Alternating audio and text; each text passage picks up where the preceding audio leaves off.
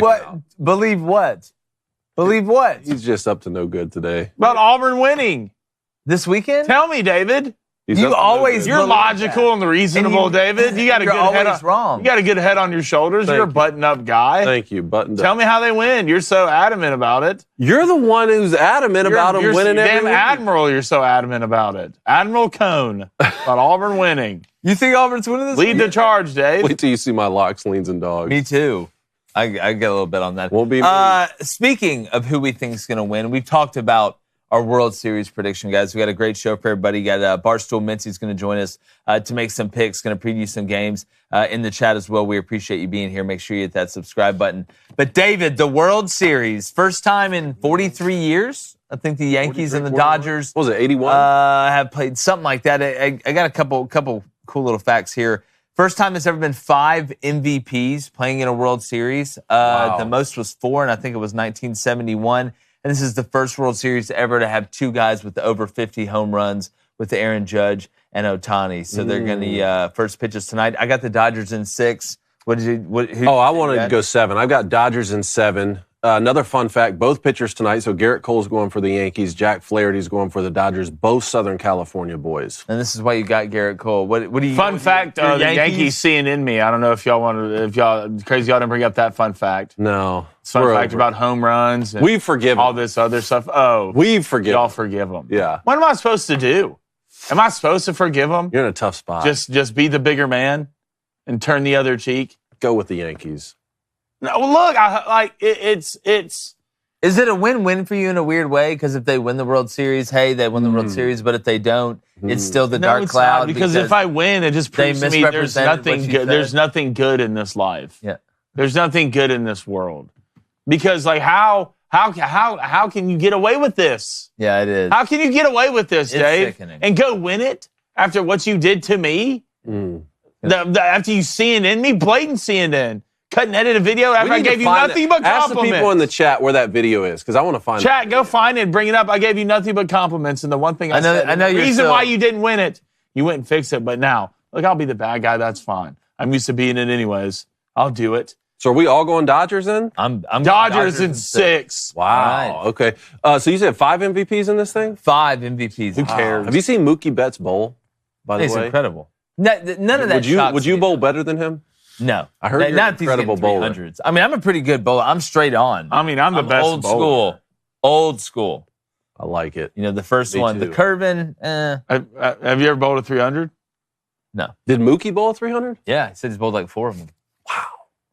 He's like could be a professional bowler. That's nuts. But speaking about professional, I'm not impressed. Our buddy Barstool Mincy joins us today to preview a jam-packed college football slate. The Dodgers host the Yankees, like we said, game 1 of the World Series. And we give you our best bets, our locks, leans, and dogs of the college football weekend. I'm Jake Crain. Welcome to the Flamin' Dragon edition of Crain & Company.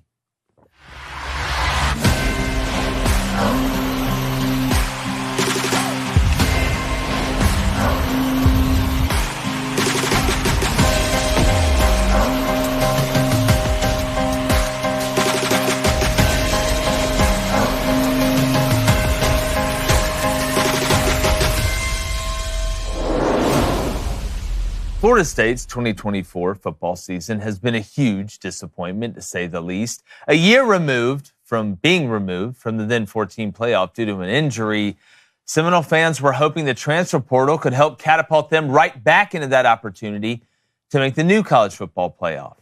But now they sit 1-6 with a bunch of problems, very few solutions. However, not all hope is lost. There's a way to not fully redeem the season, but you can still get something magical from it. Your 2 main rivals are still ahead of you. Miami is undefeated, still has big aspirations, and a lot of people think this could be the year for them. A win over the Canes in their place would make a decent consolation prize and could send Miami spiraling down the stretch. Florida is still going to be in limbo, it seems, with Billy Napier. A late season win over the Gators could further complicate their future as they head directly into a very weird offseason. So yes, Florida State, you should be pissed off about the way the season's gone. Getting transferred from the penthouse to the outhouse is never easy, but there are still some chances to make some memories and spoil some hope. But they're running out of time very, very quickly. former Michigan quarterback David Cohn, and it's Friday, so you know who's to my right. Play it. This is screaming Dracula! Coming after both y'all today.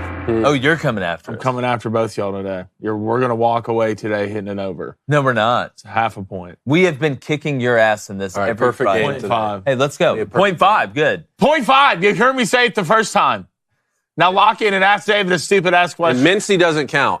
Yes, he Mincy does. Come on here and say whatever he wants, all right? Who are you? Who are you to deliver? Because I have the contract still. What, If you don't know, on Fridays, cannot use my brother's government name, neither can David, and we're not, because we're professionals at this. We're going to have to invent a new game we've been doing so well. But, David, when you look at this Florida State game this weekend, you know how big rivalry games are. Obviously, going to Michigan, you know what it's like with Ohio State. We grew up in the Iron Bowl. Florida State, Miami, we know how big of a game that still is. So while you're not going to win the conference, you're not going to make the college football playoff, a win over Miami, man, what would that do to the Florida State program, the fan base? I mean, come on, how much? Not enough. Not enough. I mean, as ironic as it would be for them to have this disaster of a season but still win the state of Florida by beating Miami and Florida, it's not enough. There's no making up for this. You go 3-9. The only way to forget about this disaster of a season is to have the type of season next year like you did last year and just sandwich this atrocious year in between two incredible years. That's the only thing that I can think of. 3-9, the year after you go undefeated and win the ACC, I don't know. Like, yeah, get up for a rivalry game, beat them, win the state, that'd be great. But, man, this one's going to be remembered for a long time. Flaming Dragon, what if? All right, now I don't think Florida State's going to beat Miami this weekend. It's a, 21-point spread, 21.5-point spread. What if, though, Florida State beat Miami? What would the reaction to Mario Cristobal be from Miami? Oh, I mean, it'd be Code Red. DEFCON 1? DEFCON 1. Whatever the worst DEFCON is, it'd definitely beat that. But I do think that if you're Florida State and you win this football game, it might not fix everything, but damn it fixes a lot of things. Because trust me, as an Auburn fan, if we only win 2 games, but find a way to beat those guys in Tuscaloosa, I can wake up in the morning and I feel a little bit better about myself. I can put my head on the pillow and be like, a lot of things have gone bad. A lot of things are bad right now. But damn it, we got one thing right, and it was the main thing we got right. If there's anything Mike Norvell can do to save the plague that's hit Florida State, that's what it is. That's what it is. Think about it. You go undefeated, all right? Don't make the playoffs because your quarterback got hurt. Historic year. And then the next year, after all that, you get killed by Georgia in a bowl game. Then the next year after that, you get hit with the plague, all right? And you can't win a football game. Hell, 3 wins. Maybe. You might win two games this year. And from a Florida State fan, if there's anything that can get you past the plague, it's beat Miami. Yeah. Who's going to win more games, Auburn or Florida State? Death. I mean, like, how is it this bad? That's what I'm saying. Like it's from the Auburn standpoint, I think it's you look at the numbers, it's a little more understandable. Like a little bit more, not a lot more. Is it? They like rank because they've looked okay. They look confident enough to win football games. They just. What was the stat that came out the other day? They rank in the top. It's like offense and defense. They're one of the only teams in the country. It is one of the most telling stats because you would look at who's winning, like Army, like all these top teams that have done a lot of winning. But Auburn hasn't done a lot of winning. They're 2-5 or whatever because, again, like I've talked about every week in those big moments, they find a way to screw something up. Now, with Florida State, the expectation was obviously a lot different than it was at Auburn. Not that people didn't think Auburn was going to be pretty decent. I mean, a lot of people, including myself, thought 8-4 was possible. But now you look up and you're 2-5. But if you're Florida State, coming off what happened last year, going into an expanded playoff, right, in an ACC that you felt good about, even though DJU was the guy that we talked about was a long way away. We didn't trust him. He's not Jordan Travis. We didn't think it was going to be this bad. The talent drop-off to me is what's crazy thing. I watched Florida State, and I know you lost NFL players all over the field. Jared Verse was balling. I mean, you can watch him play on Sundays. Yeah, absolutely. But it just feels like the talent drop-off at Florida State is crazy. They just don't look good. I can look at Auburn and see certain areas where, well, that guy's an athlete. that guy's going to be a problem in the future. There's nowhere where I look at Florida State right now, I'm like, damn, they look good at this. Well, a lot of it was on the line of scrimmage, too. And again, you look at how many balls Florida State's dropped throughout the season. It's just been a little bit of everything. But, when you live by the portal kind of in the way they did, you kind of die by the portal in the way that they did this year. And we'll see if they can turn it around. But I tell you what never disappoints. All right, going to get to the chat. The phone lines are going to open at 2:45 p.m. Central, 1-855-236-3228. Something that never disappoints is our friend over at Good Ranchers. Look, it's another huge weekend of college football, the NFL. Like we said, the World Series is going. We got the election coming up, and you need to hear about their presidential promo. When you subscribe to any of their boxes, all right, you use code BOOSTER at goodranchers.com. You get a presidential promo that's worth over $1,200, and you get a free add-on for the next 4 years that's added to your family meals until 2028. That's Angus ground beef, Applewood smoked bacon, wild-caught salmon, chicken that's fantastic. It's not outsourced from anywhere else. It's 100% American-made. God, David, the amount of meals that we've cooked, we had lasagna the other day we used the ground beef for that was absolutely fantastic. It's been amazing. My butcher's box got here yesterday. Yeah, which means mine's like a week away. So make sure you head over to goodranchers.com today. Claim that presidential promo worth over $1,200 when you use promo code BOOSTER, BOOSTER. Goodranchers.com. American meat delivered. All right, let's get to the chat. All right, Chad, hit that like, hit that subscribe button. If you donate on topic, it will get read on this Friday. Let's start it off with Mr. Shock. How we doing, brother? Says, Crain and Company, could Pittsburgh win the ACC? Why not? They could, man. Why not? Boy, they looked good. I'm to the point now where I'm going to sound like a broken record, and I get people that push back against this. If I had to rank the ACC and Flaming, I want to see if you agree with me here, and Kona, obviously you too. I would still have Clemson 1. I would have Miami 2. I can understand people that want to put Miami 1, Clemson right after them. But now when I look at Pitt and watch that team continue to grow, not that Syracuse is a bunch of world beaters. I know McCord threw a pick on the stick combination early. 3 pick sixes, 5 interceptions overall. Syracuse rushed for 6 yards. Yeah, Syracuse rushed for 6 yards. It was bad. But, this Pitt team's pretty damn good. Holstein is a guy we talked about, the Bama transfer. I think so. You look at them, you look at SMU. The ACC is starting to get more and more interesting. And, the Big 12 is, too, when you look at Iowa State, and BYU and Kansas State and Colorado and just, man, how do we not take Pitt seriously? Well, they'll play SMU and they'll play Clemson. So they're going to get their shot. On the road? Is it at SMU? Yep, and Clemson at home. So they're going to get their shot. I don't see Pitt getting left out because of some tie-break scenario where they just didn't get a chance to play the top teams. Yeah, and Miami doesn't play Clemson.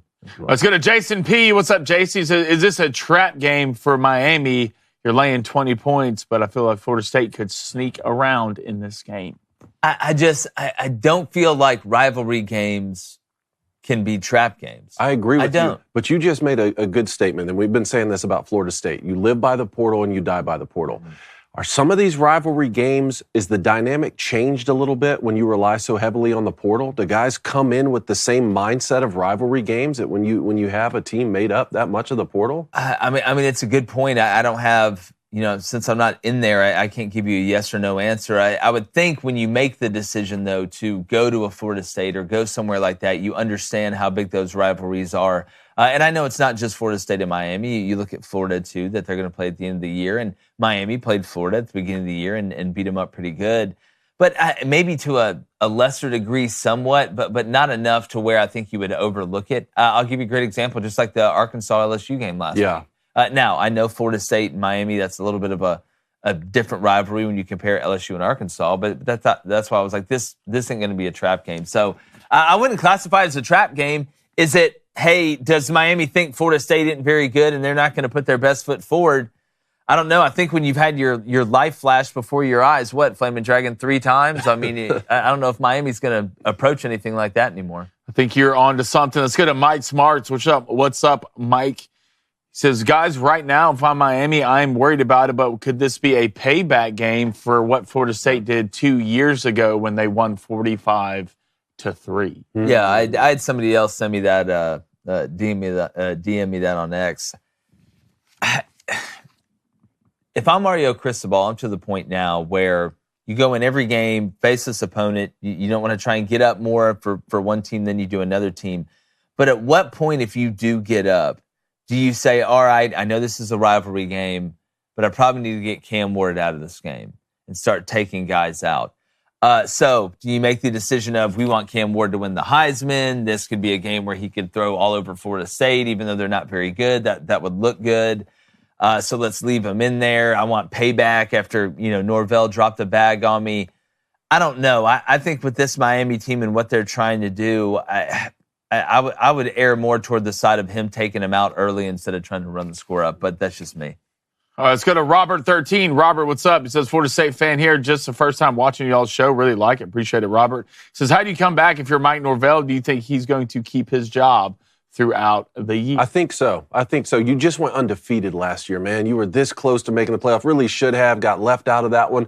I get it, man. Like, let's just play it out as bad as it can be. 1-11, right? Like, who else could keep their job? Only someone who did what he did last year. Do you feel like Mike Norvell and Hugh Freeze are kind of in a similar spot, right? I know the production, and Mike Norvell's been at Florida State longer than Hugh's been at Auburn, and I know that Florida State went undefeated last year, but when you fall off a cliff like this, right, and you're past your first year, right, so this is Hugh Freeze's second year, the worse that Auburn does this year, and Flaming, this is something that we were talking about, the better it feels like they have to do next year if you're an Auburn fan, because it's year 3, instead of 6-6 being good enough if it's the right 6-6.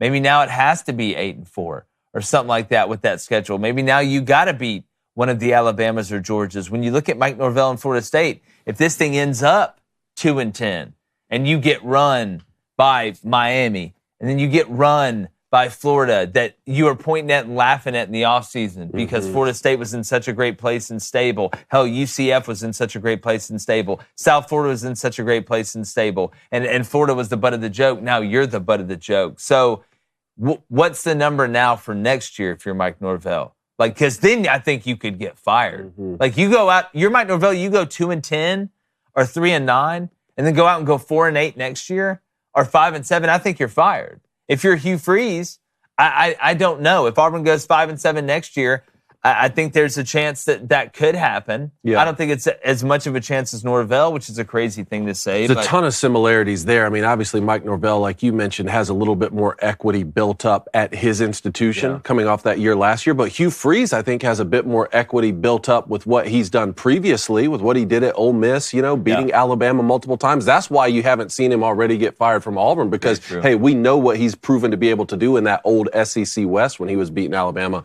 But, yeah, I mean, it's like, if we're talking about 2-10 for those two programs, you got to win next year, man. Yeah. All right, let's go one more. Let's go to Andy P. What's up, Andy? He says, how does Mike Norvell bring up a guy like Jordan Travis to turn out so well, to trust a guy like DJU to come be in your quarterback? How can you miss that bad? Well, good question. It is. I mean, and listen, we're not right all the time. We try and be as right as humanly possible. We didn't miss on this one. Just like we didn't miss on the Joe Milton one, right? Just like we typically don't miss at the quarterback position on Peyton Thorne, same thing. When you looked at DJU, what is the difference that Jordan Travis had with Mike Norvell as opposed to what DJU had with Mike Norvell? It's time, right? It's time, right? When you look at the development of Jordan Travis, it wasn't great early in his career, but Mike Norvell had time with him. DJU played a lot of footballs, and the ceiling, it feels like it was hit with DJU, right? Like the DJU, this is who he was. You mean at the other schools? At the other schools. Yeah. I mean, so when you look at the amount of time that Mike Norvell had to develop Jordan Travis, and make no mistake, Jordan Travis could run, like, way different than DJU. He could create plays with his legs and change the way the defense attacks you in a way that DJU just can't. Not that DJU can't run, but Jordan Travis, I think, was one of the most underrated runners in the country, Flaming Dragon. I agree, absolutely. I mean, what he did for that team last year, but they lost so much. I mean, well, I will say DJ's played worse than I even thought he was going to play. I know that that's exacerbated by some of the other problems that you're talking about on the team, but still, I thought there'd be a baseline level of competency with him that he brought in. I agree. All right, let's go to Rocky. What's up, Rocky? He says, Cristobal right now in Miami are looking pretty good. The defense is bad, but what defense out there do you trust that much? I think Miami is good enough to win it all this year. So, and I feel like we have this conversation every day, but it's a legitimate conversation. You know, who's the most balanced team in the country right now? Now, I could make an argument for Penn State. Well, people say, well, they haven't really played anybody. You can't really say that. Yeah, they beat up on a bad West Virginia team to open the year. That USC win, even though it was on the road, USC hasn't looked very good lately, kind of fallen off the rails there with Lincoln Riley. I mean, I don't know. Maybe there isn't a fantastically balanced team right now. I mean, Oregon and Ohio State, Cone, gave up a lot of points defensively. I don't, Texas, that was the question we asked. Can they separate from the rest of college football against Georgia? And we can say, hey, from a special teams, defense, offensive standpoint, this is the best team. I just don't think – I would rather have Tennessee's defense and Tennessee's offense than not have a defense that can stop anybody and a really good offense. Yeah, that's interesting. If Miami wins it this year, they would have to take the 2019 LSU route, right? And I don't think they're as good as that team was on offense, or I don't think they're as good as that team was even defensively. Because the next year it was Bama 2020. That team was better on offense than defense, but they were still really good on defense. And then the last three national champions with Georgia, and Michigan did it mostly all with the defense. So maybe they can take that 2019 route and just outscore everyone, but you at least got to be able to stop people in some of these close games that are high-scoring shootouts. But don't you think that Miami would have the type personnel that even though they're young on defense, I mean, Guidry's a damn good football coach. He's very well respected. We talked about them running a lot of man coverage and it not being great and them not adjusting. But you would think over time they would have good enough athletes at Miami to be able to figure out, just be good enough defensively. Nobody's asking you to be the steel curtain. Yeah. Right? You're not playing in a conference that is as good as what the SEC or the Big Ten is. Not only in your conference, but we've seen teams like that good enough to win a national championship. Go back to that LSU team and that defense. It wasn't great, but it was serviceable. I mean, you had the thing about me, what worries about with Miami is you're not getting better, right? True. Week in and week out. If you're going to win on both sides of the ball or just on defense? On defense. Okay. Well, I don't know how much you can get better if your offense is putting up 50 points a game. I think Cam Warren can get better in certain spots. True. His clock needs to speed up. Sooner or later, everybody's not going to be slower than what you think they are. True. We've seen problems there, but I do think if Miami was getting better week in, week out on defense, it would be a little bit of a different story. Yeah, just got to see which team continues to grow. We always say you're either evolving or you're dissolving. But I tell you what's not dissolving, and I almost, if Naylor would have had 12 more receiving yards last night for the Vikings, I would have hit my PrizePicks. So excited to be sponsored by PrizePicks. Just started putting all those over social media. Hit the first one in the ALCS. Gonna drop a World Series one tonight, fellas. Are you? I've got to put Shohei in there. I've got to put Judge in there and probably Giancarlo as well, even though, it's going to be more low scoring than what people think. What is PrizePicks? Well, it's a place to get real money on real sports action. They've got over 10 million members and billions of dollars in awarded winnings. It's a daily fantasy sports lineup card that you make. You just pick more or less on at least two players for a shot to win up 100 times your cash. You can run your game all season long on PrizePicks. Got NBA, NHL, a little bit of everything. It's a fantastic product in over 30 states, including California, Coney, Florida, Georgia, Texas as well. Only real money daily fantasy platform with an injury insurance policy as well, right? They want you to win. So if like your guy gets hurt in the first half and they take him out, they don't count it, right? So they're really trying to help you out. All you do is download the PrizePicks app today. Use code BOOSTER, BOOSTER, to get $50 instantly when you play $5. Use code BOOSTER, BOOSTER on PrizePicks to get that $50 instantly when you play only $5. And you don't even need to win to get that $50 bonus. It's guaranteed. They got weekly promotions that are fantastic. Taco Tuesday, which means that PrizePicks discounts select player projections up to 25% to provide you with even more value for your lineups. PrizePicks, run your game. It is a whole lot of fun. I know all of us are enjoying it, and we're really pumped that they decided to sponsor the show. But, Coney, last week we were hot. Trying to stay hot again this week with locks, leans, and dogs. What do you got? Was I hot? No, you started off. I was hot. I was hot last week. I'll start us off here. Look, I know Rourke's got that thumb surgery. Indiana's going to have to find a way to survive this game against Will Rogers in Washington. Jed Fish doing a pretty good job out there. Got that big win over Michigan at home. I like the under here. I bought it up a little bit. That's why it's a lock at 57.5. You can get that for minus 142. And then James Madison. I know it hasn't been as good as what some people thought. Signetti obviously goes to Indiana, but JMU was cruising early, kind of hit some road bumps here with a big loss at ULM. I like them minus 21.5 over Southern Miss, who just fired their coach, Will Hall, who's a buddy of mine. Unfortunate for him, but it's part of the business. So give me JMU minus 21.5 at minus 136. And then I'm taking Kentucky money line because I'm going to bet against Auburn every week. Like I took Missouri minus 3 last week. Never a doubt. Hope I'm wrong. Would love to be wrong. But give me Kentucky money line at minus 118. And then Vandy, because you know what? Why not? Texas quarterback situation a little bit weird. I can get the Commodores at plus 18.5 at minus 119 at home. Really excited to see how they bounce back, see if they can pull off another big upset. And then my dogs. BYU money line. Can't believe they're a dog against UCF. We'll see. It kind of scares me. But I'm on the BYU train. I can get them at plus money. I'm going to take them at plus 110. And then Navy playing Notre Dame. First real big shot for Navy. Army's going to get a chance against Notre Dame as well. Give me the midshipmen to find a way with that new kind of fun triple option offense. I can get him at plus 370. Because why not, David? Navy money line. Why not? Get in the boat and shut up. Dragon, would you like to go? No, you want me to go? Go ahead. I want to hear these. All right. Look, I'm going back to the wagon, fellas. We got to have a good weekend. Go back to it. Everybody calm down, relax. It's okay if I'm okay and you're okay, and that's okay. All right, give me ULM, plus they're playing against South Alabama. Yes. Go lose by 4 on the road like grown-ups do. I'm getting it at plus 7.5, minus 110. And then Ole Miss. I'm buying this down. It's sitting at 20.5 right now. I'm going to 16.5, minus 160. At home against I like this Oklahoma, at home against Oklahoma, sitting at a 17-point game in my mind. Oklahoma is absolutely ass water on offense. All right, leans. Michael Jackson leaning. I'm going the boys, from Vanderbilt, plus 18.5, minus 119. I believe we're all squad riding this at home. Look, Vanderbilt's just a good football team, all right? Sooner or later, people have to come to realization of that. I think they're going to figure out that again this weekend. Missouri, plus 17.5. Really? The only thing I've heard, Brady Cook's still out in the air. I heard doubtful. Well, I heard hearing words like doubtful. I heard hopeful. Oh, wow. Okay. That's what I heard.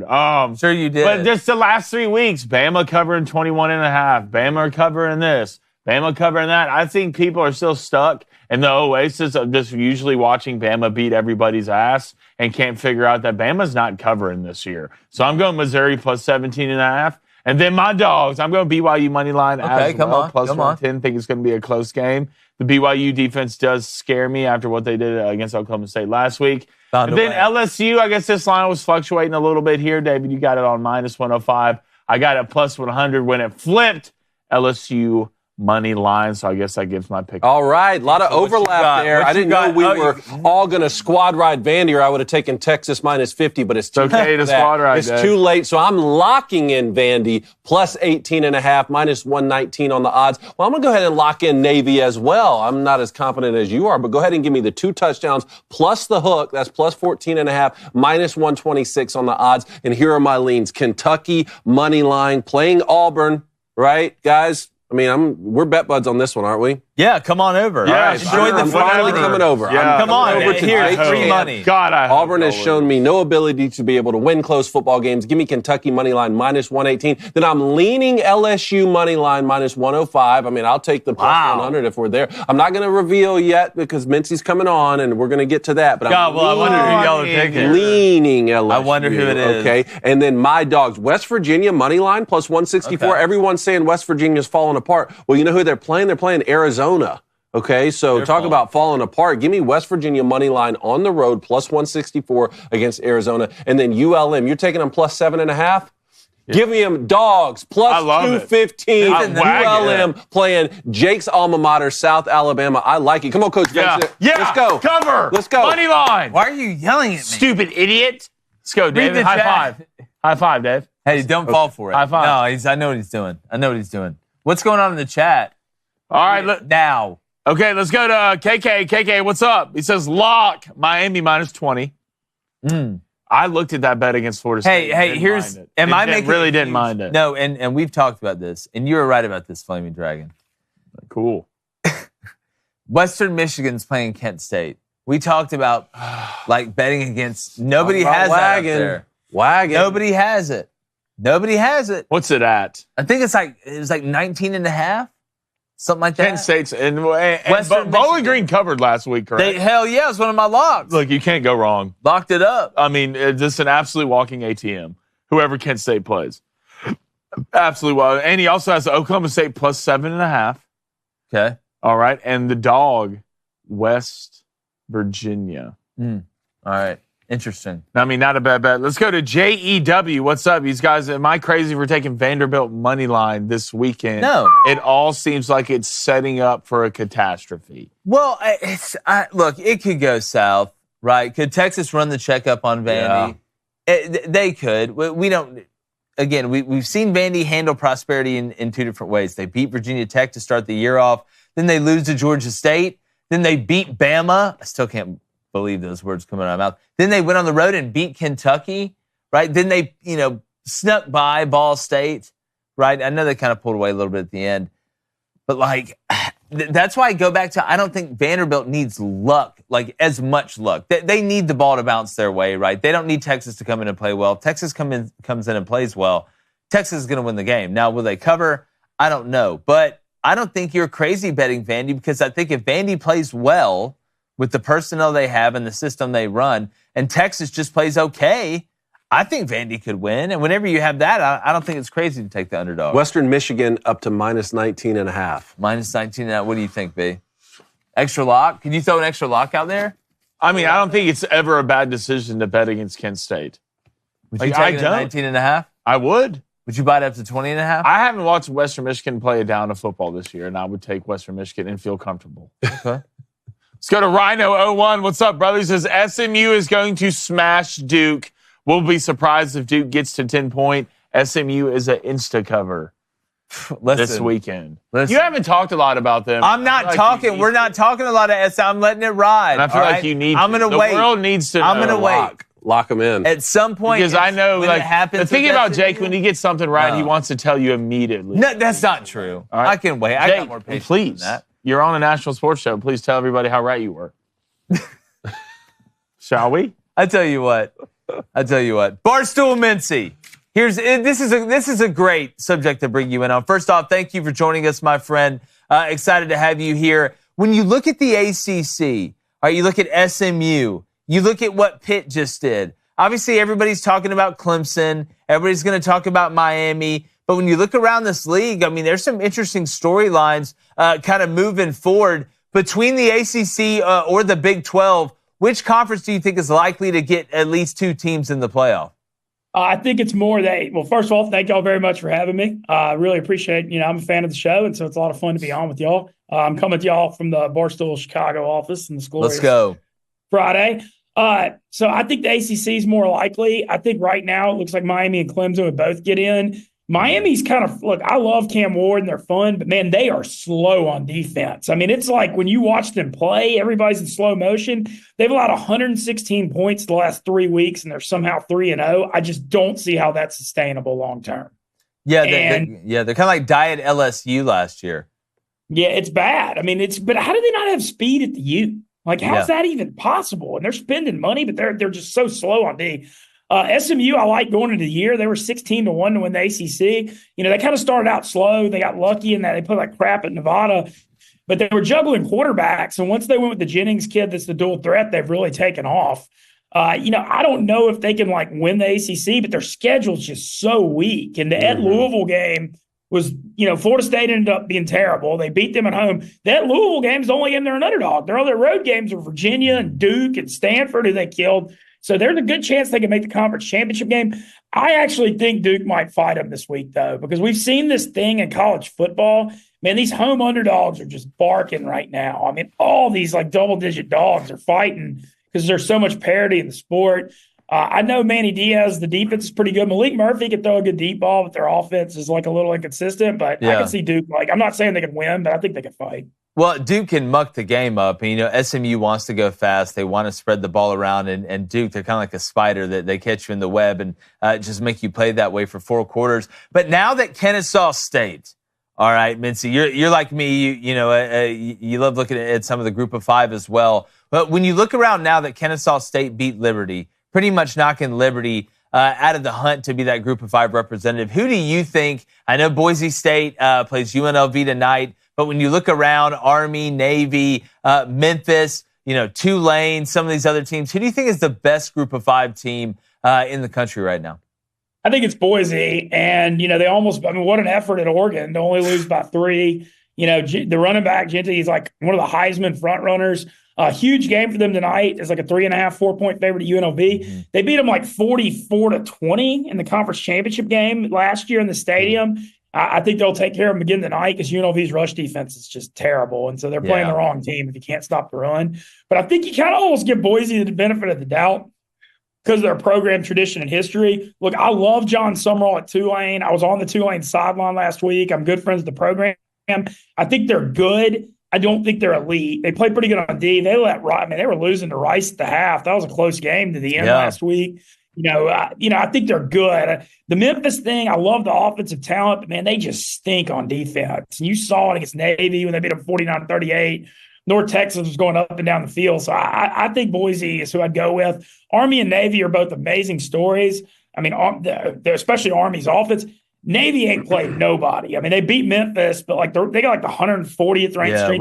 We're about to find out. Yeah, we're about to find out. I think they're going to get their ass beat or butt. They might.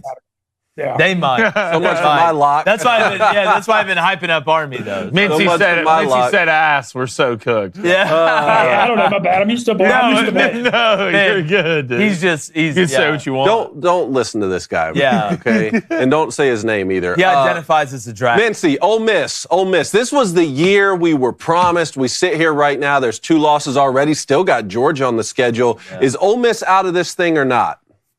Look.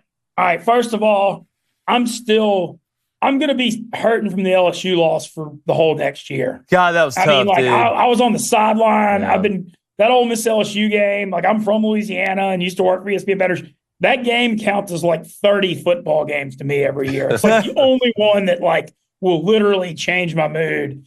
And that freaking game in Baton Rouge, man, I mean, that just Ole Miss they should have been up 21-0 early. Let it the whole way.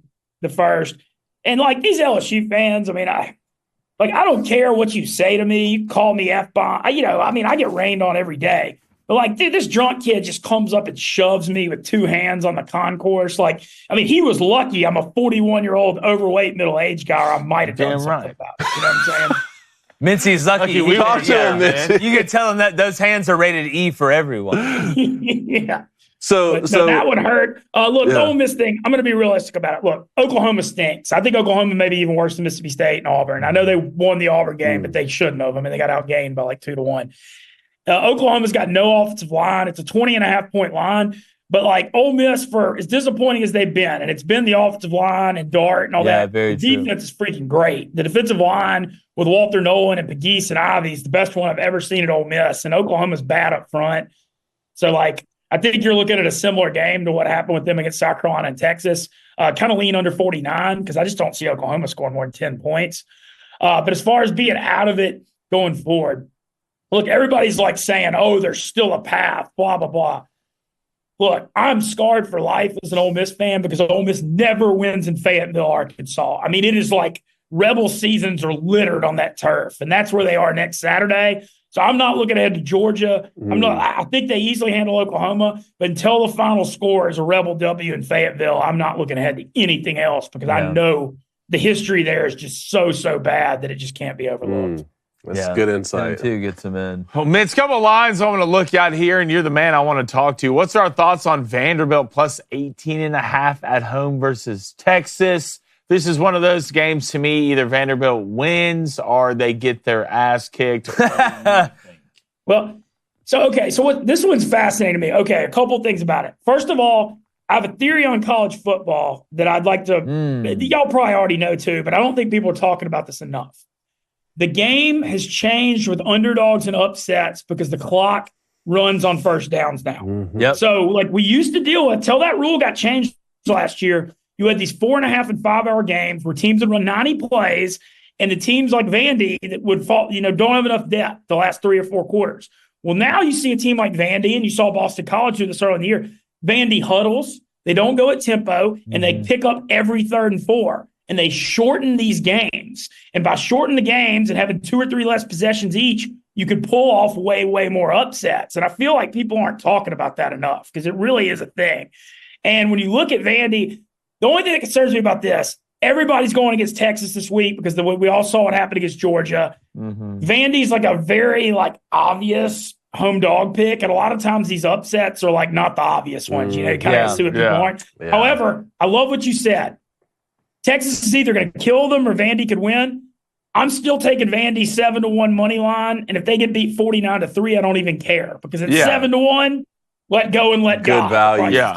Good value. I agree. Love it. Another one right now I'm looking at, and the spread's kind of worrisome to me. I don't fully understand it, and I like the over. The Illinois-Oregon game. Illinois is coming in. I believe the spread started at 24.5 or 25.5. It's already bet down to 21.5, and I'm seeing some places it's at 20.5. 5-1 Illinois team. Pretty talented on offense, seeing their moments on defense stand up. Do you like Illinois in this game, or do you like an Oregon cover?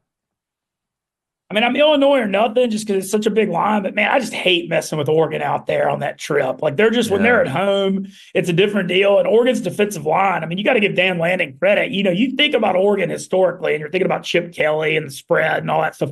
Man, he's built that team like an SEC team, and they got unlimited NIL money. They got some freaking dudes at the line of scrimmage on that D-line. And Luke Altmaier, the Ole Miss transfer, is playing well. And, I'd lean Illinois in the points maybe, but, I think Oregon's going to beat. I don't think it's going to be very close. Yeah. All right, I love it. Let's go to Pin K. Pin K wants to know, he says, Mintz, am I crazy, but is Ole Miss minus 20.5 the best bet of the weekend? Look, I don't think Ole Miss is going to have any problems, but there's something going on in the SEC in gambling right now, and I love that y'all follow gambling as close as I do. My old boss at ESPN Baton Rouge, who is the LSU sideline reporter and runs it down there, actually talked to me about this LSU on this weekend. So because of the NIL and the transfer portal, no team has Georgia and Bama used to have third-string 5-stars everywhere. Nobody has that anymore because nobody has that kind of depth. Because people look at the double-digit underdogs against the spread in the SEC. It's out of control. You look at Vandy beating Bama and winning at Kentucky, and Kentucky winning at Ole Miss. Heck, Mississippi State beat Tennessee. Man, it's just I don't like laying double digits in SEC games anymore because it's just it just seems like everybody, the dogs are covering. Good point. All right, you ready to pick these games? Let's get our top 5 matchups. Let's do it. We're just picking winners here, Mincy. Let's start with Alabama hosting Missouri. Jake, you're up first. Man, this is going to be a murder. I thought this was going to be a murder before Brady Cook was doubtful. I didn't see hopeful anywhere, like you said, Flaming Dragon. Doubtful. Noel's going to be out. Luther Burden, Flaming, you've talked about it. They're trying to get the ball a little bit more lately. Everybody's going to be talking about how down Alabama is, and they should be. It's part of the deal when you're Kalen DeBoer. You coach at a place like Alabama. You take over for a guy like Nick Saban. But without Brady Cook, this offense was struggling anyway. I know he went out of the Auburn game. The defense was one of the biggest questions, but since the defense and the offense was struggling, you look what happened in that A&M game. I think Alabama not only wins, I got them at 13.5 when it came out. When that line first came out, especially if there's no Brady Cook. I think Alabama gets back on the horse. I think they win big this weekend, and I think the defense gets a little bit of confidence, especially if Brady Cook came. Missouri for you? No. Well, obviously not having Brady Cook is going to matter, but I do think Missouri covers in this game. I think Alabama's going to win. Missouri plus 17.5 I like. And look, I hear the same thing about Alabama every weekend. They're going to kick their ass. They're going to kick their ass. They're going to kick their ass. And sooner or later, you have to actually kick somebody's ass for me to actually believe it. So give me Missouri plus the points, but Alabama to win the game. Mincy, what do you think? I just gave this whole speech about not laying double digits, but I do think this is finally the Bama whipping. Missouri's so soft at the line of scrimmage this year, and the fall off from Blake Baker, who's doing the Lord's work at LSU. Yeah. So they hired Batum, the South Alabama DC. It's like they've fallen off a cliff defensively. And so, I just don't think Missouri is very good, and they're going to get steamrolled. Same. Bama big. This is the week. They turn it around. All right, let's go to Oregon hosting Illinois. You talked about the line a little bit. Jake, who are you taking outright? Oregon. No Illinois for you? Well, look. You saw them beat Michigan. Great win. This is going to be a great win game. Michigan was, one-dimensional as one-dimensional gets. So Oregon's, might as well be Matthew McConaughey in Interstellar. They're so much more dimensional than what Michigan was offensively. And again, Illinois was able to fight Michigan in a phone booth. Oregon spreads you out so much. not just by alignment, but what they can do post-snap, what they have at slot wide receiver, the matchups across the board with Dylan Gabriel's ability to make every throw. He can throw the whole shot. He can throw the lollipop screen. He can throw it deep. His legs are a problem as well. As long as he continues to be a smart runner, I think Illinois may be able to move the ball somewhat through the air, but eventually Oregon's going to get up double digits. Illinois is going to have to throw it even more. The defense is going to score a touchdown, maybe one on special teams. I think Oregon runs away with this one. I like Oregon to really continue to start catching their stride as we get toward the end of the season. Yeah, I like Oregon to win this game, but I think there's a toughness about this Illinois football team with Altmaier at quarterback and the way they play on defense. I think it's going to be a little bit closer than what people think. I think Illinois covers the spread at 21.5, but Oregon wins outright. What do you think, Mincy? Man, I think Oregon wins by like 21, so it's hard to say on the spread, but I think they win fairly easily, something like 38-17, 41-20. Seems like Oregon's really coming into their own, especially they get to host Illinois. I'm more interested to see if Illinois could cover that spread, but I'll take Oregon to win as well. All right, Navy, Notre Dame. We've been talking about this one. This one means a lot now. I mean, it always means a lot to these two programs, but it means a lot from a national landscape. You just took Navy in your dog picks. Are you going to take them out right here? I want to. You have to. You don't have a choice. You just did it. You took them as your dog. I didn't say I have it. Let me finish what I'm saying. You said I want to, so I do what I want. Okay. All right? Yeah, that's what you're. And I will take them to cover plus 14. Oh. I think they could possibly win, but I think Army's got a better chance to knock You off already Notre Dame. took them. What logo do the editors put underneath you? Not possibly winning, not spreads. What logo do you want? You're going to do this in front. You're going to do this in front of Navy. Yes. Give me Navy. Get in the submarine and shut up. Oh, if they win, clip that one, boy. Yeah, give me Navy. How about you? Yeah, definitely not Navy. I like Notre Dame in this game. I like Notre Dame. I like Notre Dame big. I think Riley Leonard's looked good through the air the last couple weeks. You saw my lock. What was your lock? Navy plus 14.5? Hate it. Okay. Give me Notre Dame to cover those points. And I think the more I look at it, the under's getting bet down. Last time I saw it was at 51.5. I think it got done at 50.5. I think there's going to a little bit more points on each side than people expect. So I like Notre Dame to cover and the over. Mincy, how ugly is it going to be? Man, I think it's going to be bad because I think Al Golden's the most underrated defensive coordinator in the country. Yeah, He's going Notre Dame. He's going Notre Dame. Notre Dame does have some injuries on defense, though, right now. And it's always tough to prepare for the triple option. But I just come back to it. Like, I think Notre Dame, this is one of those games where if, they were sleeping on Navy, I think it could be a problem. But I think Notre Dame knows it's a ranked matchup. This is in MetLife. They're going to be fired up. And I think that Illinois game woke up. So I've got Notre Dame a 3 touchdowns. Come on, Coach. I played poker with a Notre Dame fan last night. He said, I think we lose this weekend. Should I ride with you on this one? Look, you want a squad ride on this one? What's your Navy? You want to do it? Navy, let's go. Good. Navy outright. That was so lame. Yeah. That was so lame and awkward. Yeah, that wouldn't have been cool. All right, let's go. Our high five would have been so much cooler than theirs. All right, you need to be quiet. But Wisconsin, Penn State, how about that one?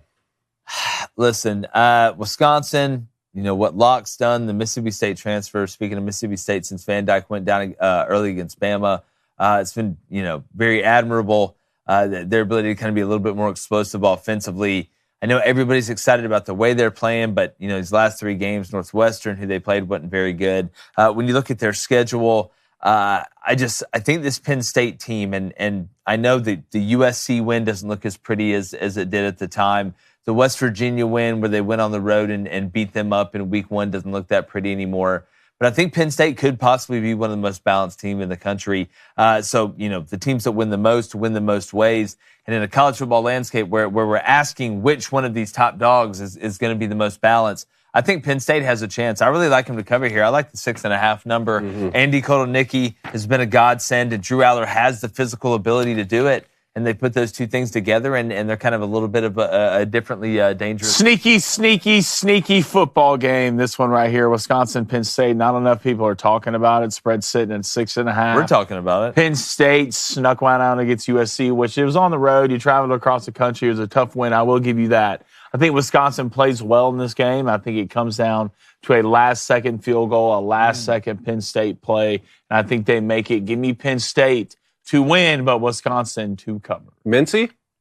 Man, you just took the words right out of my mouth. I feel like I see an exact future of Penn State winning this game by field goal. I think that the atmosphere will keep Wisconsin in it.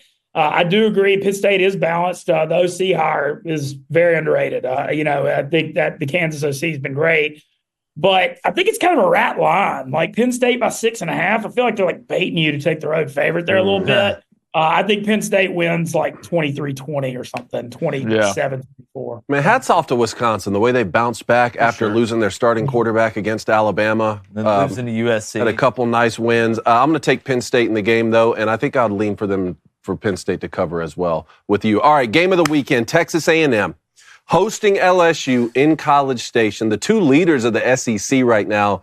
Jake, who are you taking? To me, I feel like this has been the hardest game to pick of any of the game of the weeks that we've picked. Not because these are the two best teams in the country. I think you make an argument they're playing kind of like that. But there's a lot of similarities between them when you look at them. Even Connor Wegman and Nussmeier, to a certain extent, in the way that they play. They're both athletic enough to extend drives. 3rd and 5 is not there, be able to take off and get 6 yards. The RPO is not just a decoy. It can be taken seriously, whether it's at the goal line or whether it's in between the 20s. And I've bet against LSU twice and been wrong. And I know they're begging me to not take them to win this weekend, to continue that just like they did Arkansas last week. So I'm taking Texas A&M. All right, I think we're going to get more of the Connor Wegman we saw against Missouri than the one that we've seen against Mississippi State and then Notre Dame at the beginning of the year. I think Kyle Field, the home field advantage, not that LSU is going to be shocked by loud noises. I think they're going to get a couple turnovers. This game's going to come down to who can run the ball and who can't. It's going to set up everything else. And I think A&M is going to find a way to run it a little bit better, even though I know they're a little bit beat up on the offensive line. And LSU is still damn good on the offensive line. I know they're better pass blockers than they are run blockers, at least to this point. Give me A&M. I think Texas A&M wins by a field goal. Kyle Field, boys. Kyle Field. A&M, LSU, 6:30. Thanks for the information. Doesn't get bigger than this. We've all sat on this stage and picked against LSU every week. Every week, I feel like every big game we've picked against LSU, and I'm not doing it again this week. I think LSU has proved to me in big moments and big games that they can get it done even when they're behind. There's still, with the way A&M's been playing the last couple of weeks, there's quarterback questions. And I wouldn't be surprised if something does go wrong. If we see Marzel's, their backup, Reed in this game, yeah. But I like LSU. I like Nussmeier. I like Kyron Lacey. I like their running back, what they're starting to become. And the defense is what's the biggest star of LSU's been surprising everybody. So I think the LSU defense is what actually gets it done in the long run. So give me the Tigers. But, God, extremely close. Mincy? I agree with, this is the hardest game. It's A&M. It opened at 2.5. Now it's down to A&M by 1. Home teams won like the last 6 in the series. Yeah. This is also LSU's 3rd tough game in a row, including back-to-back road games. Having said all that, I don't believe in Connor Wegman. He hadn't been able to stay healthy the last 2 years. Yeah, we've seen some good, but there's been no consistency. He looked horrible against Mississippi State last week, who has no defense. And the other side of it, I do believe in Nuss. And A&M has an unbelievable defensive line. I mean, especially the Purdue transfer scholarship, Scorton, whatever you say his name. But LSU has the O-line to stop them. And I think LSU somehow goes and pulls it off because I believe in Nussmeier. And I'm good. I'm really close friends with the LSU OC, and I picked Arkansas last week, and he texted me at 1 a.m. trolling me. So, oh, yeah, you can't. You got to pick LSU for the rest of the season. Yeah, shout out Joe Sloan. Good dude. And he was quarterbacks coach for Daniels the last 2 years. They let Denbrock go to Notre Dame to promote Sloan to OC. So pretty cool to see his roster. It's starting to look like it's working out. All right, Coney. All right, I was torn on this game earlier in the week, but as the days have gone on, I feel more confident with LSU. I'm the same way. I picked against them. They keep winning. If they're going to play defense like this, and Nussmeier is going to continue to make NFL throws in big-time moments, that's the biggest thing for me. Does Nussmeier turn the football over, or does Texas A&M force him to turn the football over? If he's going to play the way he's been playing, then I'm going to take LSU on the road and to take sole leadership of the conference. Man, that'd be a massive win. I have one other thing to add on this one. What do y'all think about under 55? I think that's kind of high here. I like the under.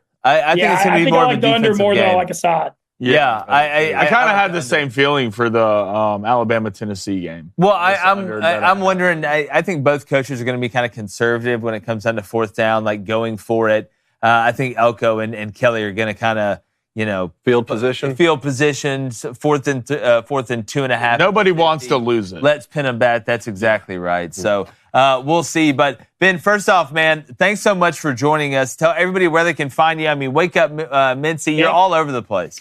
At Stool Mincy, trying to hold down the Southern flagship at Barstool. All good up here. I'll be at Georgia Ole Miss with the college football show in a couple weeks, so that'll be a lot of fun. And man, y'all keep doing what y'all are doing, though, man. Jake, we've been friends for a good few years now. Love seeing the rise of everything and love to see y'all success. So I'm a fan. Well, you as well, Ben. It was great coming on your show, brother. And we'll talk soon. Have fun. See you, man. I mean, that's never a problem. I'm just chilling, going to watch football this weekend, and then we'll get back on the road next week. All right, man. Buddy. Hey, one of the great ones, Mincy, great friend of the show. Really appreciate him coming on. And you know what? Regardless of what some people might say, he's a pretty responsible man. Are you transitioning to an ad read right now? Are we doing that? Yeah. I love it. Let's go. And you know what? I love being responsible. I love it when you are. You like when I'm responsible. I do. And what is responsible man, David? Asked.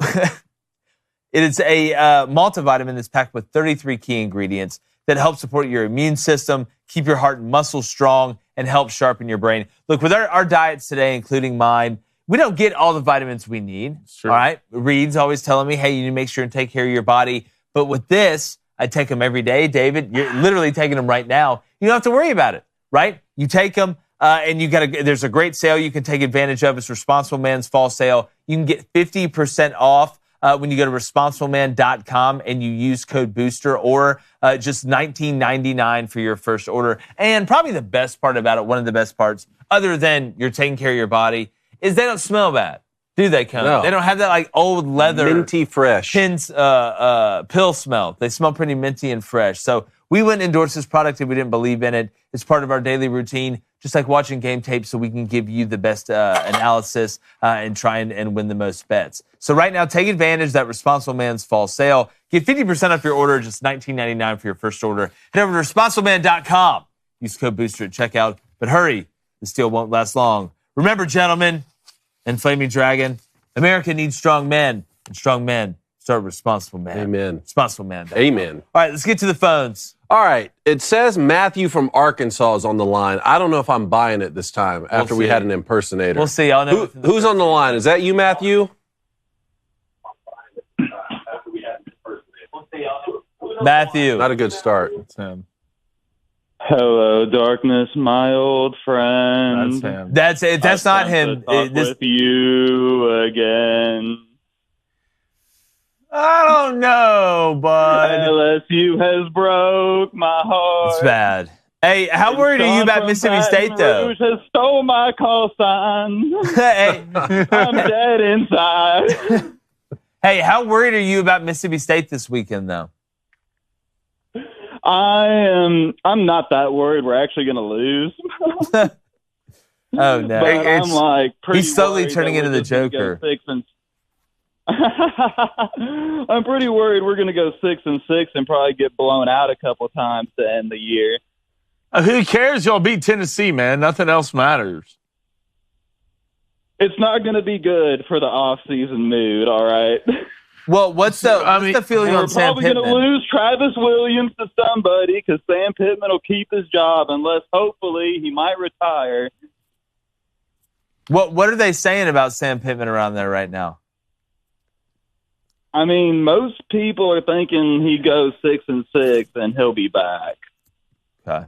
Well, we'll see. That game against Mississippi State, I think it's under 7 points. Do you have a message for the guy who called in and impersonated you? Yeah. Do you have something to say? Not really. I was talking the crap beforehand. I got to eat my crow. Congratulations to Sean. He did good. Oh, man. I wasn't expecting that. All right. Talk that crap, man. Appreciate it, Matthew. Thanks for calling in, buddy. It sounded like the end of the Joker video with Heath Ledger. All right. We got Noble on the line in Fort Worth. What's up, Noble?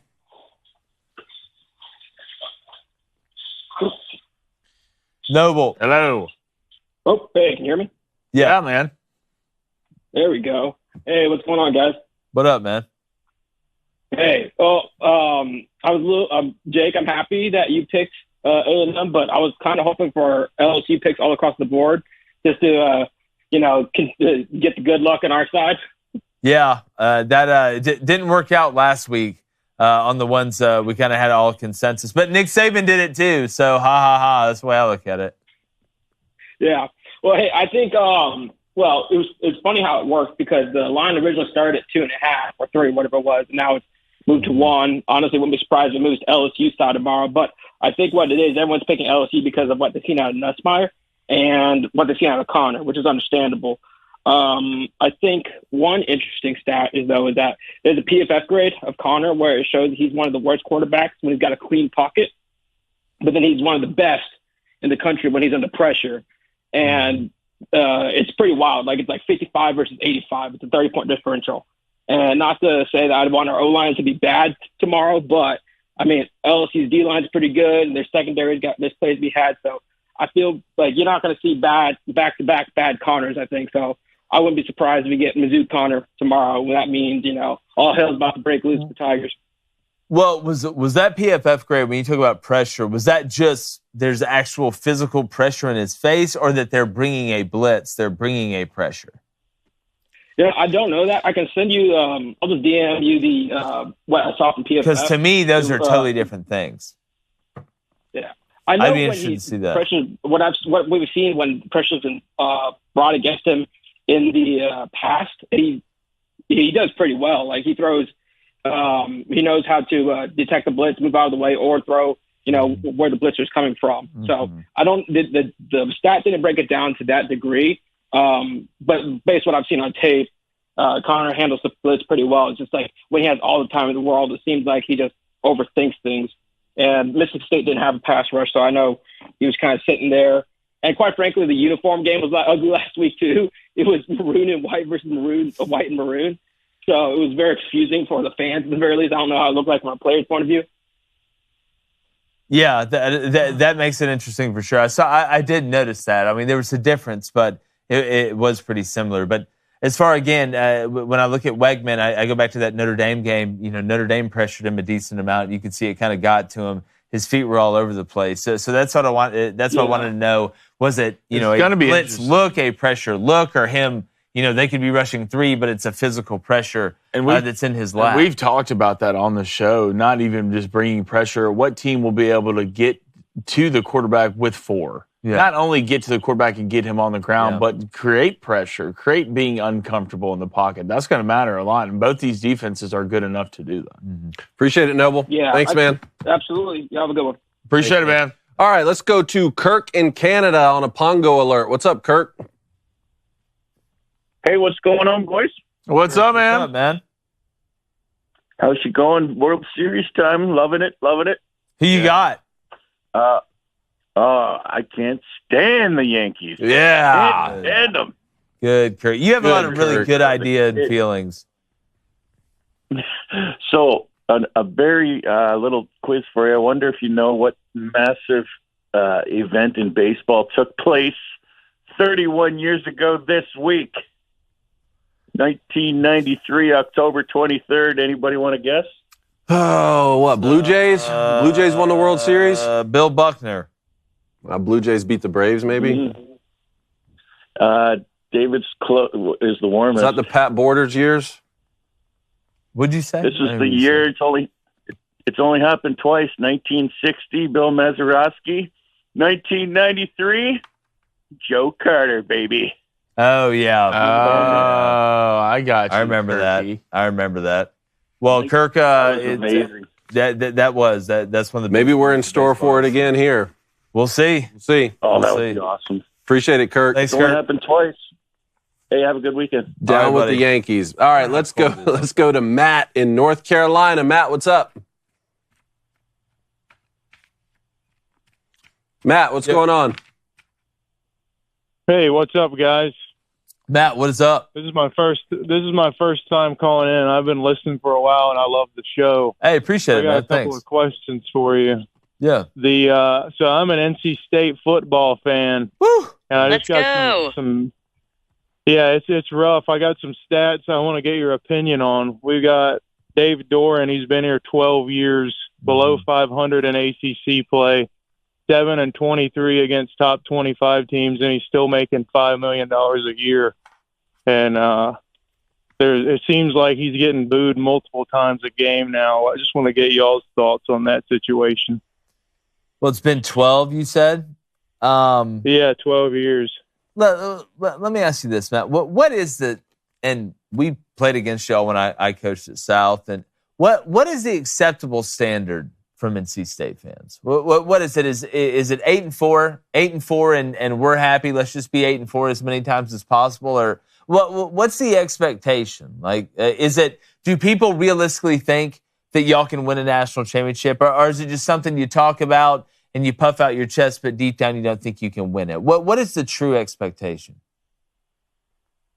Well, I'll tell you, we usually in 20, I think it was 22, we did pretty well, and we had a good defense, and then, we always fall apart halfway through the season. But when we beat North Carolina at the end of the year, it wipes everybody's hard drive, and they're ready to give Dave a contract extension again. So it seems that for a lot of the fans, the only thing that matters is beating the Tar Heels. But so maybe you're right. Maybe the general consensus is no one really cares if we go further than 8 wins.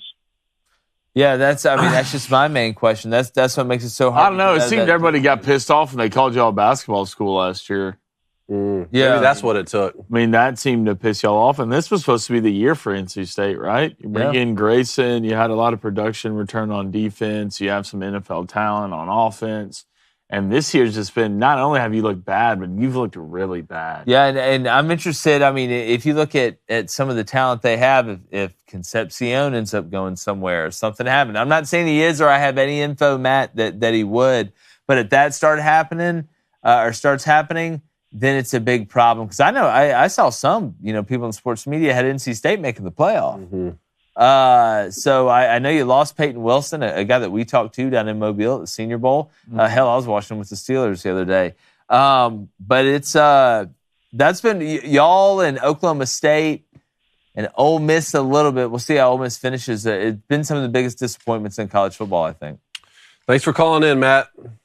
Appreciate it, man. God, I hate giving out bad news. Yeah. We should be like, look, it's going to be fine. Dave Dorney's got a plan. All right, let's go to Daniel in Ohio. Daniel, talk to us. Hey, Daniel. Daniel, what's up, man? Hey, Daniel. Hi. Hey, what's up? You hear me? Yeah. Not much. I called a few weeks ago and said that Nebraska would beat Ohio State. I'm sticking with it. It's happening. All right. Okay. Still, it's 25.5 point spread. I love it. Yeah. And then a lot of shade on the defending national champion. And I'm saying, yes, I understand it. And yes, I don't think I'm doing nothing this year. But if Sharon Moore beats State tomorrow, which I think he will, and at least makes it close against Ohio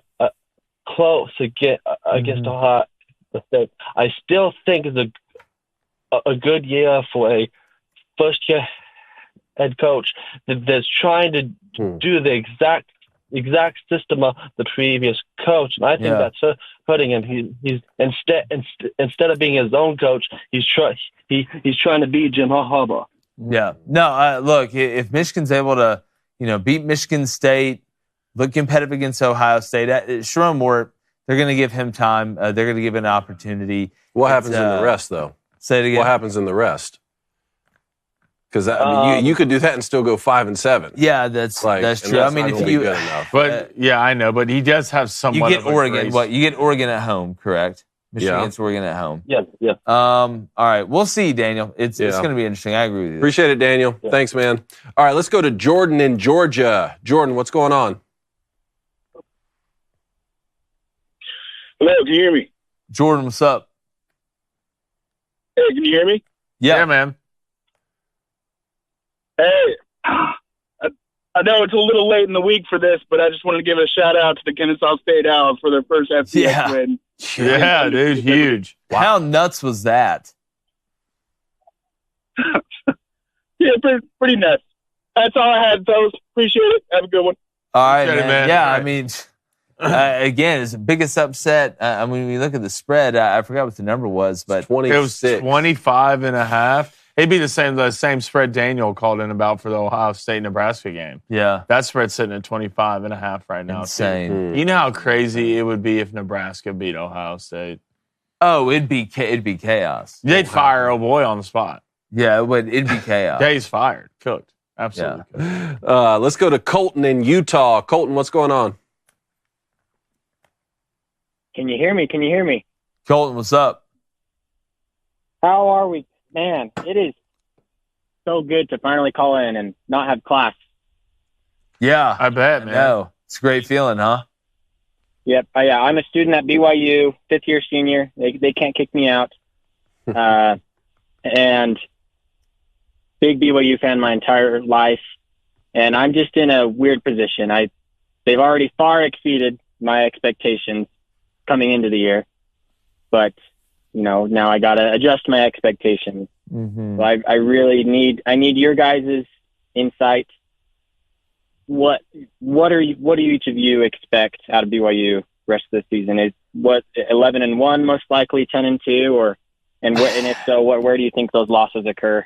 Well, I mean, right now, from a schedule standpoint, they have UCF on the road. You go to Utah, Kansas at home, at Arizona State, and you finish the year with Houston at home. I think BYU, if you look at that Utah game now with the Cam Rising situation being really the same Cam Rising situation, I think, feel like for the past 18 years, when you look at them going forward at this point with the way the Big 12's kind of, and I don't mean any disrespect to BYU, but I think the Big 12 at the top has been a little bit down, right, compared to what we thought it might be. I think BYU can win every one of those games. You look at Arizona State, winnable game. Utah, a much more winnable game now. Kansas, much more winnable game now than you thought it was going to be at the beginning of the year. So I'm going to be shocked if BYU goes undefeated. I don't see them losing more than one. But let me ask this: why do you think they're underdogs at UCF tonight? Is there something that is there an injury we don't know about? I mean, what's going on? I have not heard of any injury. And I mean, we got a Jewish quarterback, Ben Shapiro, also in the state of Florida. I think Moses is probably going to be at the game, and I really have no idea. Just that it's not at night. BYU tends to play better at night. But all I can think can't of turn the ball over. It's not crazy, though. It's the same UCF team that should have beat Iowa State if you go back and watch that game. You're going to walk into this a lot with BYU, especially every Saturday. That Utah spread will be a pick'em. That Kansas spread will probably be 3.5. The at Arizona State spread, who knows what that'll look like from a health standpoint. And then you finish with Houston. So it's one of those things with BYU. You could win every single one of these games, and you could also lose every single one of these games. Well, I would just say enjoy the ride, man. I would just enjoy the ride. No, exactly. I've been watching BYU football for, almost 2 decades at this point, and that does something to a person. And it does. So I can't get quite over that, and you guys know that. Mm-hmm. But I just want to say you guys do such a great job. I've loved listening to Crain and Company, and you guys are just absolutely hilarious. Last thing is, you recall back when Auburn played Cal this year, there was a linebacker for Cal, that number 0, that had a lot of tackles. His name is Cade Uluwave. That's my wife's cousin, first cousin, no way. Actually. And he's an amazing player, amazing kid. So just watch out for him. Absolutely nasty. That's crazy you bring that up, because I just got him out of the transfer portal at Oklahoma State. Oh, in your video? Yeah, he's now a Cowboy. Oh. Wow. Good for you. Appreciate he it, got Colton. 16 tackles in the first So proud of you. This is why I'm officially a BYU fan this season. I picked them to go 3-9. They've overperformed that drastically. Got it terribly wrong. Oh, This guy Colton's calling in saying that we do a great job. I love it. Don't miss Colorado. I'm on the beat, don't miss buddy. Colorado's by one game, or else they'll just. MLB. Oh yeah, it's straight to your throat. Don't pick Pitt. Don't pick Pitt exactly right. Don't pick Pitt to do exactly right after you pick them to do exactly right. But they're doing great too this year. But now I'm officially a BYU fan. Thanks, Cole. Great call, man. Appreciate it, dude. All right, let's go to Craig in California. What's going on, Craig? Hey, Craig. Come on, guys. Let's come in hot. Let's get our feet chopping and come in hot. Craig, what's up? Craig, David is furious at you. He's furious. I can see it in his face. Craig? Nobody? Damn it, Craig. All right, let's move on. Skyhook. All right, how about Bill in Michigan? Bill, what's going on? Bill. Yeah, I wanted to talk to David about Michigan State. Then you're on, How man. bad's Come it gonna on. be, man? Come on, Bill. Yep. We're in the trust tree, brother. Davis Warren. Is he the answer? Are we going back to Davis Warren? Is that where we're at the now? word on the It's street. like a circle. Never ends. Wait, I do just you have don't- why inside not info, just- Bill? You have inside information here? Just give it to Orgy. Just get Mullins. You get in the That's what I Wildcat. that's what I would do too. That's what I would do. But And just be one-dimensional? Or would you go Jaden well, Davis at this You're point? one True like freshman. we gotta quit. Y'all gotta quit Play talking. the- So y'all- we gotta quit talking about different dimensions when it comes Play to. the- What about Tuttle? We need to be one dimension. Are we quitting on Tuttle? We need to be really good at this dimension, okay? And the only time we need to throw it is if it's a jet sweep. So we're just run it every play. Why not? Yeah. I mean, I'm right there with you. Bill, what's your prediction, man? Is Paul Bunyan going to stay in Ann Arbor, or does he have to go back to East Lansing? well, honestly, I'm a Michigan State fan. I expect more field goals than Why'd y'all take this guy's call? touchdowns in this game. I do too. I like the under. So you like a lot the in this under game. then? I really do. Green again, kind of. Yeah, more field goals than What touchdowns. are they doing? Two good field goal kickers, some good defense. Childs probably isn't going to play perfect, but he won't have to. 23-13 is what I got. Is it going to snow? 23-13. Is God, it that gonna just snow? smells That'd be right. right around that over-under. Is it going to snow? I don't Is it gonna 40 and a snow? half, It should isn't it? definitely think so. snow for this I game, think Bill's right? been colluding with the wardrobe team, though. They put me in green back-to-back days. I'm telling you, that's like you look like Tom Izzo right now. Okay, well, I'm just You saying. kind of do. You got the hair. thanks, Bill. Like Tom You're just Izzo's a giant. insanely weirdly tall son. He didn't. Did he question? Let's go to Ethan. Tom Izzo is either going to be a basketball coach or a music composer. One or And he the picked other. basketball coach, Yeah. didn't he? Oh. Like off that movie? Ethan's in Hawaii, boys. Ethan, can we come aloha. It's turtle humping season. Oh, fellas, aloha. How we doing? What's up, man? Hey, well, first of all, I want to apologize. I know last time you told me hit you up on the social media, after our conversation, and I got to admit I'm a bit of an old head here, and I don't have any of that stuff. So maybe I'll use my wife's Instagram or something. I don't know. Oh wow, super I'm ready in to Hawaii. deal. He doesn't have he doesn't have a clock on his phone. Yeah, I stopped wearing a watch when I moved to Hawaii. Like, why'd you do that? That's so awesome. Well, there's a clock on my There's a phone. clock on my phone. Sometimes I got to wear shoes to work. It's bad. It's bad. Yeah, it sucks. That does suck. Yeah, I know. But look, so the reason I was calling is you guys know, Navy alum here. So give me a reason to believe, right? So we gotta, you guys, I know you lean a little bit Army when we're talking, comparing those teams here, and like help me cut through my bias because Blake Horvath having the season, like we haven't seen in a long time from a Navy quarterback. We can actually throw the ball. We got to win over Memphis, which is better than anything the Army's done. Yeah. So why, just help me cut through it here. Why are we leaning Army these days? I know we're gonna, at the end of the day, there's not gonna be any question, right? Yeah. We both play Notre Dame, and then we get at least one head-to-head matchup, so there won't be any questions. But Yeah. just tell me what you've seen so far. Well, to me, and the difference isn't that much at all. I don't think. I think you can make a logical argument for Navy being better than Army or Army being better than Navy. The thing that I like a little bit more about Army, I think Army's defense is a little bit better. That's just me, not by a lot. I think they're a little bit better, and I think from a throwing standpoint, yes, Navy is now more in kind of the Army camp of how they operate that triple option with the ability to throw, with the ability to get in some, more normalized sets and personnels. 3rd and 7's not as scary as it used to be. I just think Army's a little bit more explosive. But again, and I don't mean there's not like a war joke or like a service academy joke.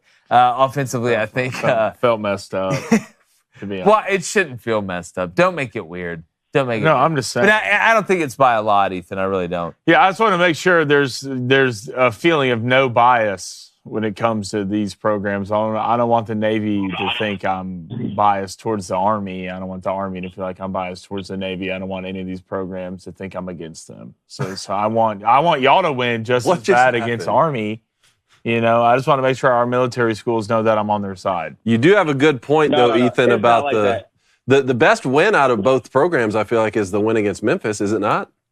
For Navy? That's what I think. Yeah. That's a great point. That's the best win for Army or Navy this year. I mean, look, we'll find out more tomorrow. You play Notre Dame, but yeah, no, look, it's not like that. I no bias at all. Everybody's got an opinion, and and you're entitled to it. All right, last thing, I got my boy Axel here. We got week 2 flag football kicking off in the morning. Give me a reason to believe. Give him a reason to believe. Axel, I love it. All right, that's right. All right. Play the motivational music. It's Friday. He's a dragon. All right, Axel. Flag football is just another version of football. It matters. The day, it matters. It all matters. Names matter, right? Lots of stuff matters. You got a name like Axel, you're gonna ball. I'm not worried about you, but it's about the team.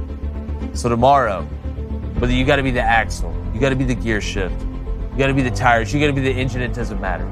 You just be you. Go win. Good luck, Axel. And you're in Hawaii, so everything's awesome. All right, I appreciate it. Great call. That's a good way to end the call. All right, let's get into bets.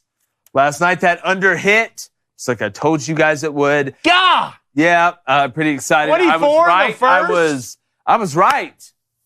I was right, Dragon. So tonight, going back to the well, give me double overs. You've been hot on the overs lately. Boise, UNLV over 63. That's at -112. Then Boston College and Louisville. A sneaky game that not enough people are talking about, David. Well, we're talking about it. But you haven't talked about it all day. And I've been pissed about it all day, and now I'm finally talking. Is it my turn? No, I'm giving him the over. Let me finish. Of a game you don't want to talk about.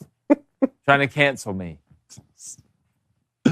Is it my turn? Go ahead now. Okay. I don't know what Syracuse and Georgia Southern were doing last night, but it wasn't playing football, that's for sure. So tonight, I got a little parlay action tonight. Louisville money line plus USC -4.5. Both those have to hit. That's -130. And then my second bet, Boise State money line plus the game over at 53 plus 102. Loser this Boise State UNLV game out. Congrats on typing those out. Both correct, too, back there in the control room. Y'all did a great job. Bring my bets up. I'm going with double over as well. All right. So we're double bet buds here. All right. We're squatting up in the city. All right. Give me the Louisville BC over 53.5. That's -110. And the Boise State UNLV over 63.5, -110. Trying to come out of the house? I do like Boise State with the points here as well. Gotcha. All right. What does Ace got? He's going to go Yankees money line. I respect it. UNLV plus 3.5. I get that at home. Also, going to put out PrizePicks for the World Series. If y'all have to bet the baseball game tonight, who would y'all take money line? Well, I like the Yankees plus, what is it? What do you have? Plus 110 or plus 115? Either way, plus money for the Yankees with Garrett Cole on the mound. Going back to Flaherty's going for the Dodgers. Going back to Southern California. I like that. I'd probably go Yankees money line, even though I think Dodgers. Not a bad bet. All right, if you donated today, thank y'all so much. Really appreciate it on this side. $2 donation from Q's. Appreciate it, fellas. I'm in hell today. You already know why. That was the first person I thought about after the pick six. Just off that little stick clear out to the boundary. $10 donation from Mark. Appreciate it, Mark. Level up to 40 tomorrow, fellas. Love the show. Jake, you don't have a list. Thank you. Dragon, I love the violence, and David keeps singing them songs. Sir, have a profitable weekend, fellas, and really appreciate it. Yes, sir. Let's go. Hey, I want another good weekend of locks, leans, and dogs. You guys don't disappoint me, okay? $5 donation from Ed. Appreciate it. Hey, Jake gave me grief for picking Texas last week. Jake, what's Auburn ranked? What? Yeah. I picked Texas Stupid last week. idiot. I picked Texas last week. What did he say? So Jake gave me grief for picking Texas last week. Jake, what is Auburn ranked? Huh. What? I don't know, but you did something that was something wrong. $5 donation from Mill. Appreciate it. Makes sense. We're going to win it all after Blaine jumps off. All his teams suck. Go Yankees. Ha, ha, ha, ha, ha. Ha, ha, ha, ha, ha. I hope Funny, they win dude. it all because you'll never get over that. $5 donation from Garrett Cole. Appreciate it, Garrett. Hope you do well on the mound today. How do you fix the offense for South Carolina? I feel like a lot of it is just inexperience. Lots of potential for the future on offense, in my opinion. Well, you always look at the ground game and want that to be effective. You got a guy like Lenore Sellers that should be extra effective. From a passing standpoint, David, when I've watched him, the timing and the rhythm still seems off. Like it just seems clunky. Like Lenoris, you can tell he's trying to go through his reads, but it still seems like it's pretty fast. And whether it's just him being too sped up or him not having the chemistry with some of those other guys, but then look how big they are. Like Nicholas Harbor looks huge. When I watch South Carolina play, whether it's offense or defense, they look huge to me. So you would think once they figure it out, if they can get on time and get on rhythm, they could still do some damage in the rest of the schedule. I think they can. Lenore's young, man. Yeah. I'm surprised he's even able to do some of the things he is now. He's 6'5", 242. And he can really move. Like, can really run. Like, he can really move. $5 donation from BM. It says, can Kyle McCord simply not beat teams in blue and yellow, or are my Panthers that good? Sharks swimming in these rivers. 7-0 feels so good. H2P, boys. It happened so fast. That game was over so fast. So fast. I was shocked. So fast. $5 donation from the Doug. He says, David, can you do a huddle up showing the difference between classic triple option and the new Army triple option? I never played, so I don't get it.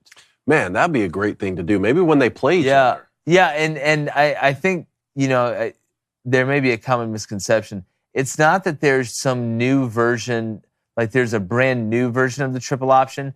They can just access more of the pass plays that you get out of the triple option, and they can line up in shotgun and go doubles or go dice or go duo or any of the formations with the tight end out of 11 personnel and run some combinations. So I don't think it's, and David, correct me if I'm wrong, it's not that it's some brand new version of the triple option. There's basically just more of the playbook through the air that they can access with the players that they have. Well, I think a lot of these traditional triple option coaches have watched what teams are doing with the RPO, run pass option, which they are like, wait, that's a different version of triple option. They're like, what if we bridge it? What if we bridge it? I think Army's been doing that really well, Navy to a certain extent, but might be a great thing to do when they play each other. Yeah, I mean, we got a good game this weekend. All right, $5 donation from BC to the action figures are in the mail. Appreciate it, Steve. I'm so pumped for those. $5 donation from England. He says, everyone likes to clown on A&M and their traditions. What will it take to be taken seriously? Feel like we are a sleeping giant. I think you got to win something big. I mean, I think a lot of people take you seriously. I think there's a lot of LSU fans that are unbelievably taking A&M seriously this weekend. But to be considered a championship program, you have to win a championship. Go win the SEC. You've never done it. It doesn't help when grown men are dancing around on your sidelines every Saturday. Look, everybody, let's be honest. We can sit here and say that with a straight face. Weird thing. A&M's but just like a lot that's more like of them the weird. That's like the weirdest, right? I mean, I need to sit down. David, do you think it's weird? Hey, yeah. See, yeah. That's how weird that was. Was that how they do it? Well, actually, that's that was weirdly spot on. Is that not what they do? I mean, yeah. I haven't watched closely enough. Something like that. Now I'm weirded out. So the CNC with a $2 donation, Jake called Flaming B, not in the spirit of Flaming Dragon Friday, doesn't count. Yeah, no, I didn't. We're going to hit it again. $5 donation from Ann Laborde. Hello, Ann. Liberty alum. We are not the team we have been in the past. What is the ceiling for a mid-major like us? Still got my Hoosiers, though. Yeah, I mean, look, you've lost what? One game in your last 18 games. I think they had a 17-game win streak. Speaking about Liberty, and Jamie Chadwell's done a really, really good job there. I think you're going to have another great year. I mean, you're still, in a conference fighting for that, so it's not like the season's over. But as far as making the college football playoff, I think that's done. But that doesn't mean you can't play in, another high-profile bowl game or something like that. And again, back to my conference point. So a lot to play for, but this Liberty team wasn't going to win a playoff game, and I think we knew that within the first 3 or 4 weeks. $5 donation from the Solo Spartan says, Big W this weekend, Cone can suck it. Paul Bunyan stand right here. Right there where he is. He's staying there. They win this game. Huh? I always like to do underdog parlays where I'll pick like 4 or 5 underdogs like money line. Yeah. I don't know why I'm just magnetizing toward Michigan State, but something tells me it's like, no, don't do it. You did Illinois last weekend. And look at you wearing Tom Izzo's smoking jacket. You know what? I'm getting out of this thing. Yeah, you wore green. I'm getting out of this. I don't know what your deal is. $5 donation from Ricky P. Appreciate it. Ricky says, I swear Jake's head gets bigger every episode. My head? You might be right. You might be onto something there. Maybe it should be studied. My head gets bigger? Maybe it's an ego thing. Maybe it's deeper than what we think. David, clearly it's Friday. $10 donation. Which one's better? Those are both bad. $10 donation from the Ghost. He says, fun for rivalry facts. First time since Saban / both teams have 2 new coaches. 2, no University of Michigan head coach has ever beat Michigan State first time out. # go green. # go white. # bring Paul home. Well, they're both new, technically. $12 donation from Heartbroken Hog. I apologize for my awful singing, but it had to be done. I need to get with Conan on making a cover called Arkansas Darkness. Also, we can't hear the show on hold, which is why there's a delay.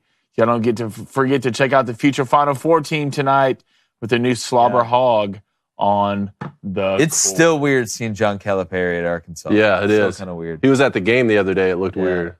All right, if you donated today, guys, really appreciate it. $5 donation from Welcome to Heaven. We're going to beat LSU this week. We're just going to lose to South Carolina next week. That's how we do shit. That's about how this college football season is going. Who wins the World Series? The Dodgers or the Yankees? What do you think, David? You go. Dodgers, 53%. I'm going to say Dodgers 54%. Dodgers 64%. Wow. All right. We'll see. Appreciate you guys. Great week. Shout out to our boy Mincy for coming on. Great job in the chat. Appreciate everybody that called. Shout out to Good Ranchers, PrizePicks, and Responsible Man. We will see y'all on Sunday. Should have another great recap. It's going to be another great weekend. And guess what? The under hit. Play the graph. No, I forgot. Yeah. Oh, damn it, man. You forget. You look stupid. We win again. And like the chances How dare of you. the under not hitting on Flaming Dragon Friday, we're gone. Yeah. You can trick me. Don't do that, Blaine. Blaine, Hey, don't got do it. that. Hey, Ava. It's a catch. That's right. Forever. Turn off the camera. I'm Put it on singing the highlight film.